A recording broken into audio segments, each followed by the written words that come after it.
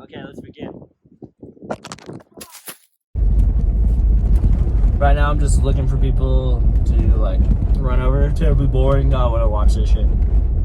Look at this fucking guy. Hey, fuck you! Get out of the road, man!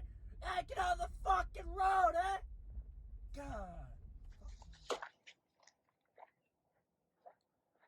What's going on, guys? Let me talk to you about my 1996 Toyota Land Cruiser. No, I'm not talking to you. Okay, let's get right into it. So in 1951, Toyota unveiled the Land Cruiser. I know that because I just looked it up. But anyways, here's my 1996 Toyota Land Cruiser. So I've owned this thing for right around 6 months. It was really good condition. Then I fucked it up. So after like 2 or 3 months after I owned it, it was on some base tires. Everything was just basically as came out of the factory.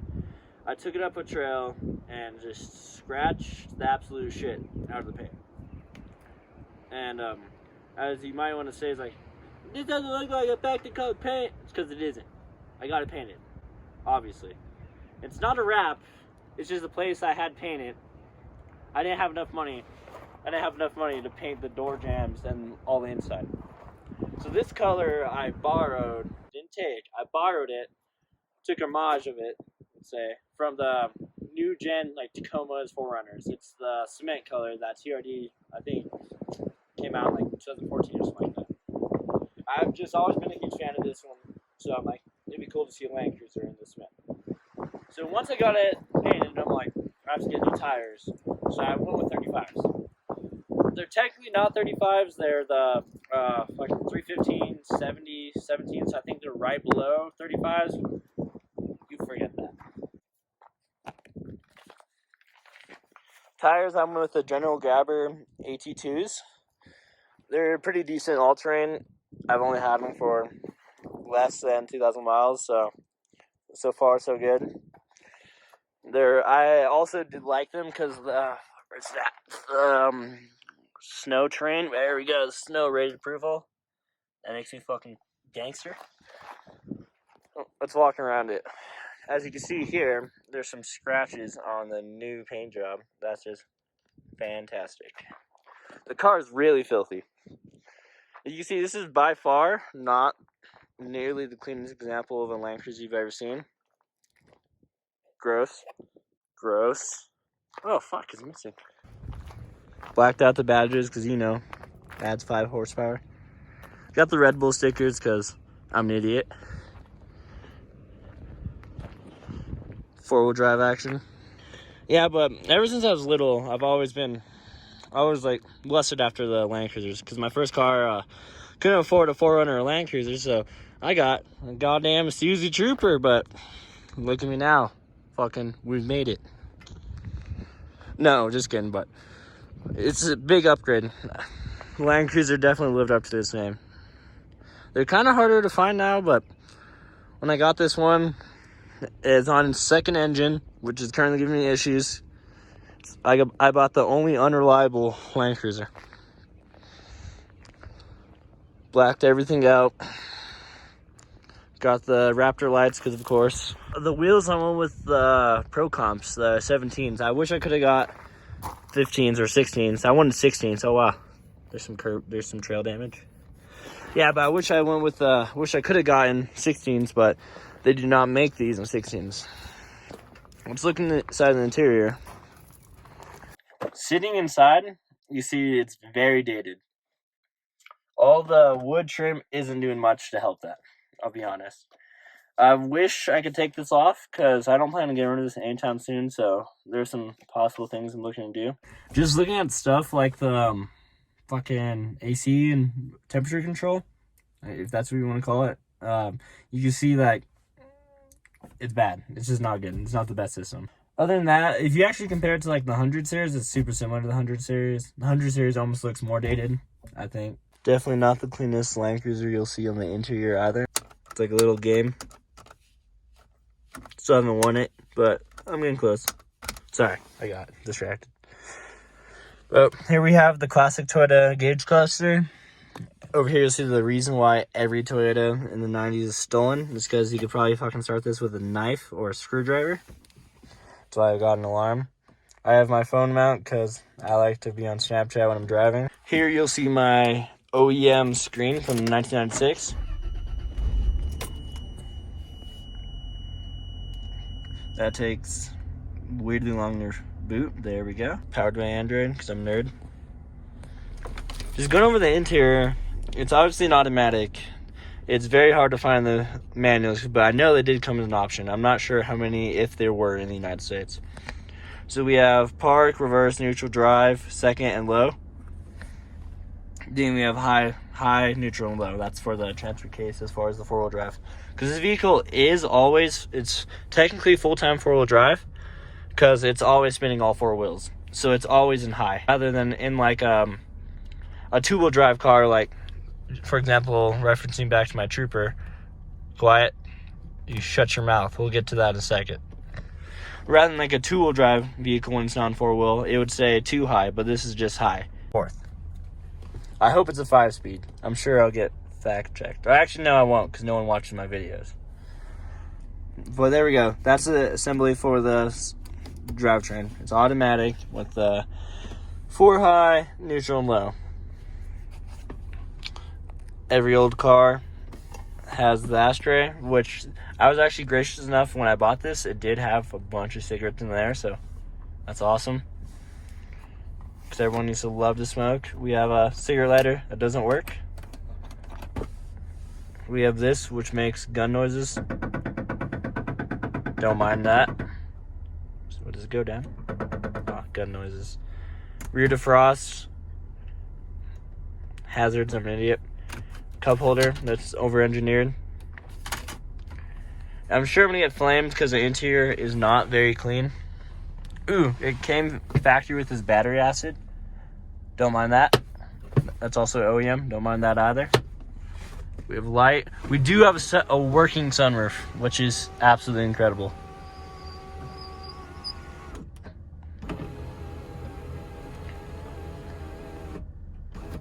Thought it just broke.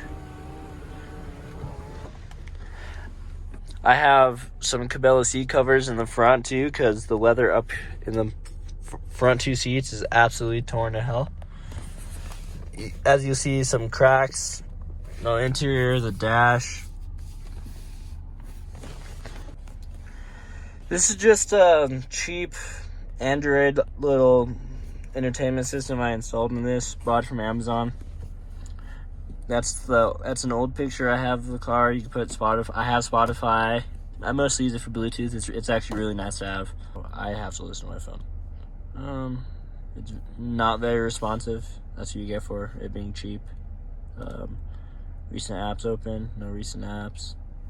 It's basically an Android phone installed into the car. Sitting in the back seat, there's actually a lot of legroom. I never sit back here. I wish I did, because the seats back here are a lot nicer and a lot more comfortable than up there. I don't think whoever on this sat back here much, because the seats are cracked, but not a lot. They're not cracked compared to the front seats. The grab handles and all the stuff where people would touch back here isn't really worn at all, so I'm happy about that. The only eyesore is the seat covers. I need to replace the front two seats because they look like garbage. Let me show you back here. These things are also known for having like no fucking cup holders. So there's that cup holder in front of the drive selector is really small. Nothing bigger than an 8.4 ounce Red Bull could fit up there. We have that flimsy cup holder, which I showed you guys. And we have this one. Because this one doesn't house a cup holder. I'm not giving to it to that. Then there's this awkward cup holder. I guess all three of the passengers could fight over. But as you can see, what I was talking about, the leather is actually pretty nice. The wood trim is weird. We shouldn't have it. So I found out that Toyota actually didn't ship these with the wood trim. That it was installed by each dealer. Which, fuck you, dealer. Fuck you. We have the cheap seat covers that look like shit. We have leather conditioner because I want to hold on to these as long as possible. So a view from the outside perspective, it's definitely cracked. This is the lever to flip it forward, because they do fold all the way down. I actually have a question from you guys. So, ever since I've owned this, I'm not sure if Toyota shipped this with, if this should unlock electrically with all the doors. I'm not sure. So every time I unlock it, here, you guys are in for a show. I go in, crawl over, die halfway, then have to pull it up. Which is fucking impossibly hard when there's a bunch of shit in the back. So now I go ahead and open it. Oop, usually it sags when it's cold. I get my little wrench. So you see, oh wait, there's no handle on there. Whoever owned this car before took off the old handle and put their own little custom wood handle, which immediately broke. So now I have to open this up ghetto. This is basically the ghetto Land Cruiser. I just came back from a 4-day camping trip, so everything's a little dirty. Carpet's not bad. We have these 2 compartments. Here and here. Let me go ahead and pull this off. And here's the factory jack, which will no longer work because my car is lifted. We have a little bag for the take the tire off. We have the fuel neck for the fuel, obviously. Put that in here. Here we go. We have the other compartment, which I keep my condoms. Just joking. Let's see, it's actually super useful because I don't like the cold, so I would sleep back here when I'm camping.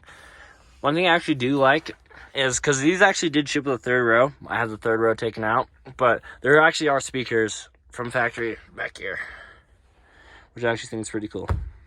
In this little tub, I just keep basic recovery gear and stuff like that.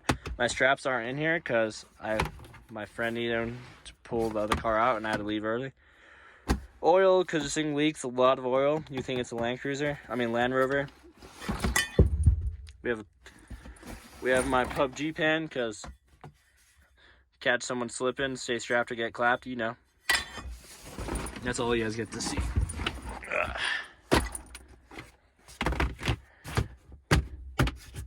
Starting is normal. It's just an old key. Go ahead and put in the ignition. Crank.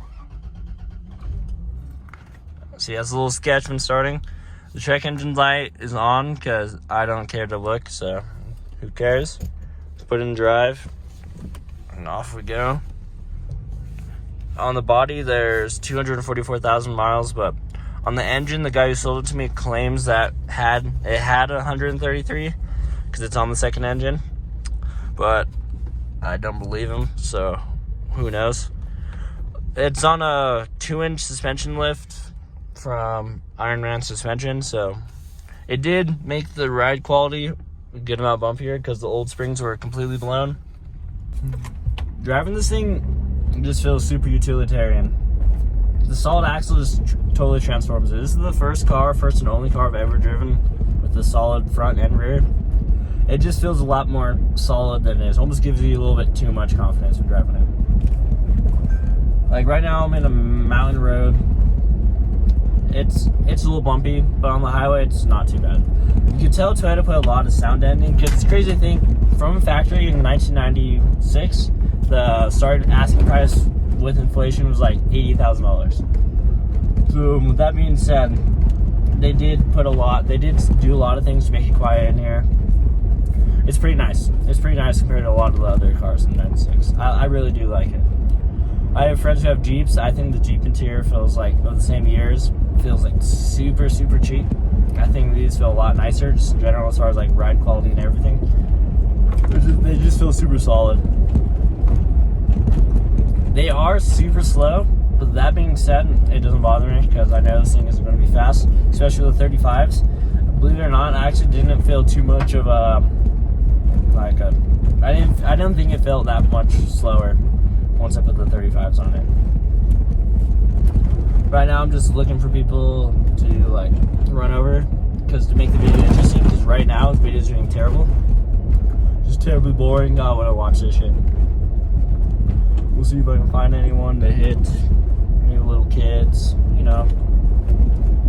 Whatever.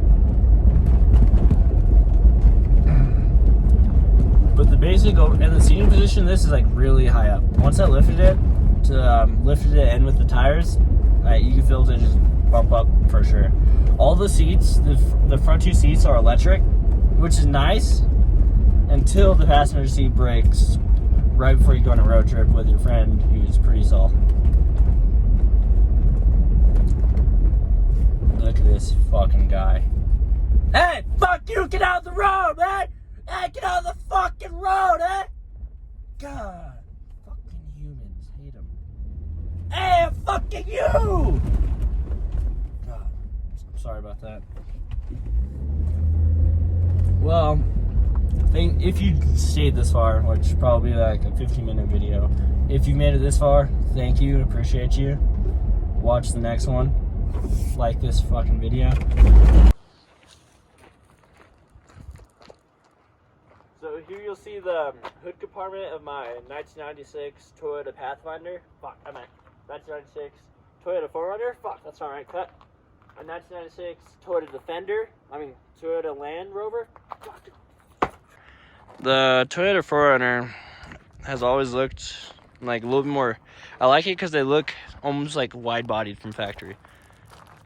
To all those people that call it a 4Runner, fuck you. Just joking, love you. But no, the Land Cruiser, they're like, they look a lot more beefier than the 4Runner. I like the 80 series. That's what this is, an 80 series. I like it because of the fact that it's a solid axle in front and in the rear. It's the last Land Cruiser.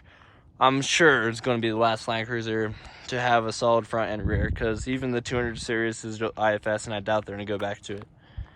Because the 100 series and on, they went to IFS. But the outside, the body is pretty clean since I just got it painted. They did a lot of body work. So it looks clean from the outside. It just gets ghetto once you really dive into it. Such as things like the bad tint, the cracked bumper, the cracked windshield. But that's all besides the point. Work in progress. Well, I'm happy with it. This is actually like my off-road rig. It doesn't have to be perfect because I know it's just gonna get dinged up. But there you go. Hope you guys enjoyed my 1996 Toyota Land Rover. Land Cruiser. Land Defender. Fuck.